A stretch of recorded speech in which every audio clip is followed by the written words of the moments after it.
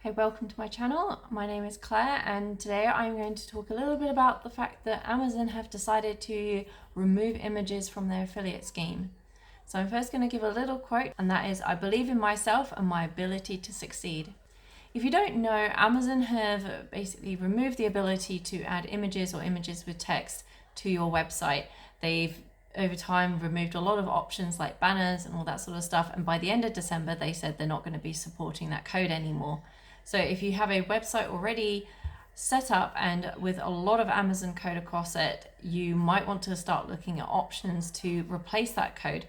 So I have done another video of some options, but I've also found another option that looks really interesting, and that is called Lasso. So at the top of their website, there is a banner there that says about changing the Amazon affiliate code to theirs. Obviously, this is a great way to prevent losing income.